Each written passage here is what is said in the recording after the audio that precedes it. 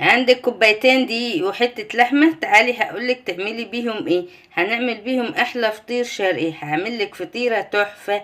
طريقة سهلة وبسيطة خالص، ولا هتورقي ولا هتتعبي ايديكي، حاجة سهلة وبسيطة وفي غمضة عين هنعملها. هتسويها على عين البوتاجاز او هتسويها في الفرن على حسب الرغبة بتاعتك انتي. انا هدى ودي قناتي. لو اول مرة بتتابعيني يا ريت نعمل لايك ونعمل اشتراك في القناة. هنسمي الله ونصلي على الرسول وهندخل على قصتنا النهاردة يا زهرة الكون. قصتنا النهاردة فطير شرقي.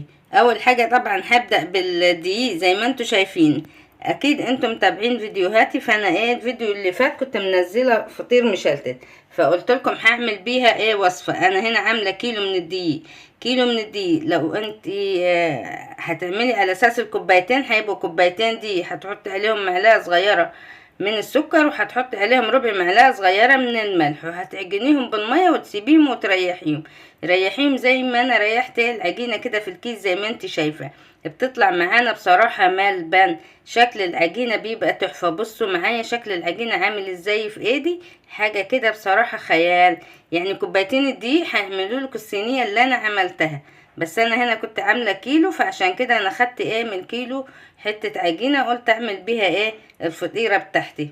شايفين شكل العجينه عامله ازاي؟ شايفينها بعد ما ريحتها؟ طبعا لازم تريحيها. الفطير الشرقي زي الفطير المشلتت بالظبط، لازم يريح. هنا هقسم العجينه نصين. انا هاخد حته منها واسيب الباقي هعمله فطير مشلتت زي ما انتوا شفتوا الفيديو. بس كده. وهقطعها طبعا كور صغيره، مش هعملها كور كبيره خالص. يعني انت الكوبايتين دي تعجنيهم وتقطعيهم 8 كور او 6 كور على حسب ما انت عايزه الطبقات. عايزاهم 3 و3 4 و4 على حسب مقاس الصينيه بتاعتك. انا هي العجينه اللي خدتها هقطعها 8 كور. انا هعمل صينيه كبيره، انت على حسب الصينيه بتاعتك. هقطع العجينه واريحها، وبعد كده هنعمل الشاورما مع بعض. حته لحمه بايته، حته عندك صدر بانيه، يعني مثلا صدر فرخه وتقطعيه تعمليه زي الشاورما زي ما انت عايزه. حته بانيه فايضه برضو عادي مفيش مشكله.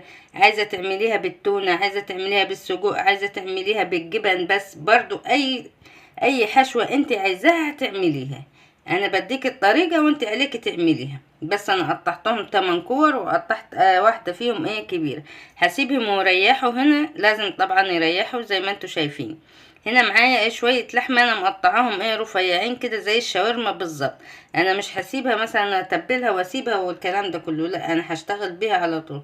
حطيت البهارات بتاعتي ملح وفلفل وسبع بهارات وشويه بابريكا. اكتر من كده ما تحطيش، هي اللحمه ما بتحبش بهارات كتير. هنا هتحطي ربع معلقه صغيره من البيكنج باودر او البيكنج صودا عشان تستوي معاكي بسرعه. طبعا عشان احنا مش متبلينها ولا حاطين لها ميه بصل ولا اي حاجه، عشان تستوي معانا بسرعه ما تاخدش وقت خالص.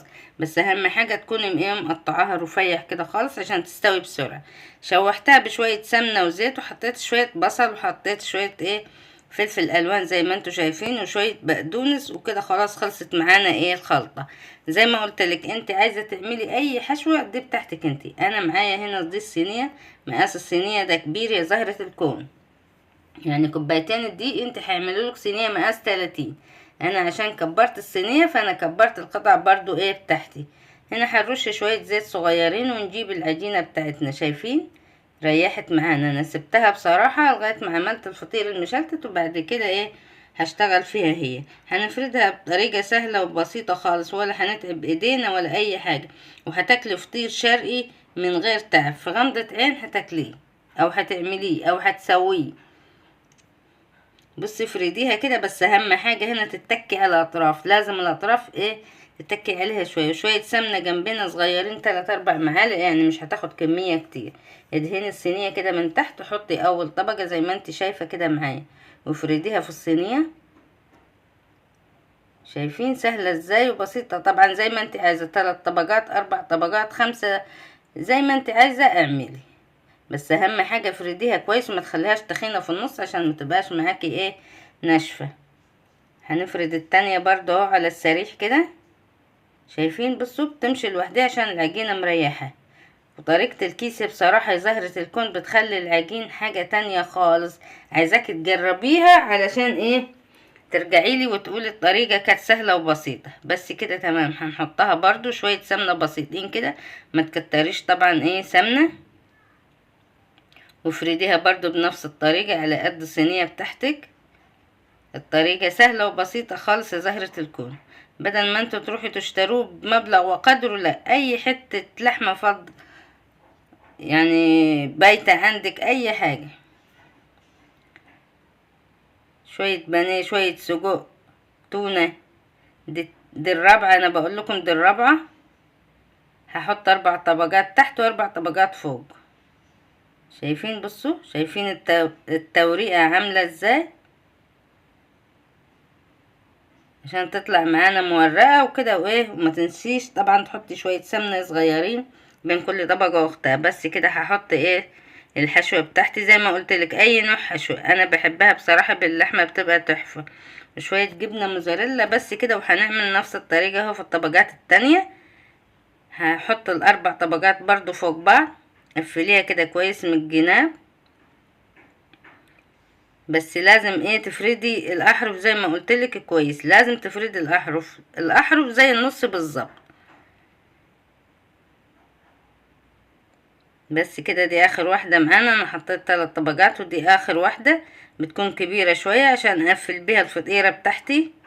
حاجة سهلة وبسيطة خالص، وجبة غدا ممتازة. اعملي جنبها زي ما انت عايزة، اعملي سلطة الدقوس، اعملي طحينة، اللي بتحبوه اعمليه، شوية مخلل، شوية بتنجان مخلل، اي حاجة.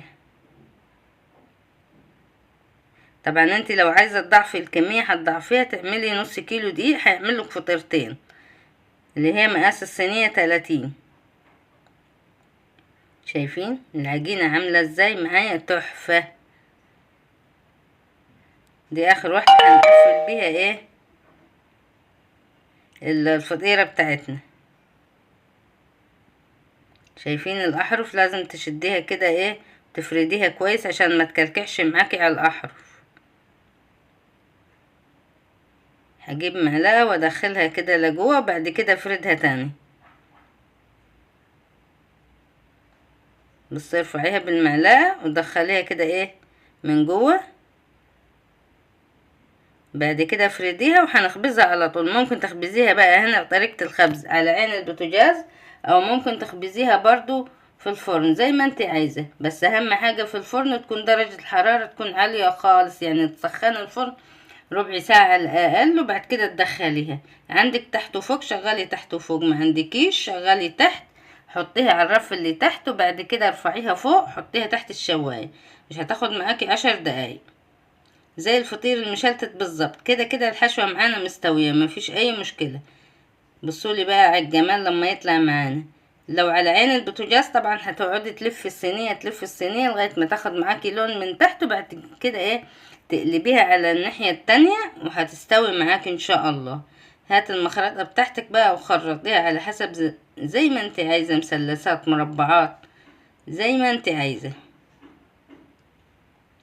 بس كده الجمال طلع معانا اهو. تعالوا شوفوا بقى الطراوة واللذاذة. انا عاملاكم شايفين وانتم مش شايفين، طبعا طلعت بعيد من الكاميرا. شايفين التوريقة اهي؟ شايفينها معايا ولا طعمها تحفة؟ طبعا انت لو عايزة تعملي وشها بيتزا عادي، ممكن تحطي برضو شوية جبنة من فوق، هتبقى وشها بيتزا. بس كده بصراحة هي لذيذة وجميلة ومش عايزة اي حاجة. شايفين التوريقات تحفة. هتروحي ليه تشتريها؟ لا، واعمليها في البيت بأي بواقي عندك، اعمليها. ميكس جبن برضو اعمليها بيها، بتبقى تحفة. هنرص في الطبق بتاعنا زي ما انتوا شايفين التوريقات. بصراحة طعمها طلع خرافة. عملت جنبها شوية سلطة دقوس، هو ده كان غدانا، وبالهنا والشفا ليكم مقدمة. شايفين الجمال؟ شايفين التحفة؟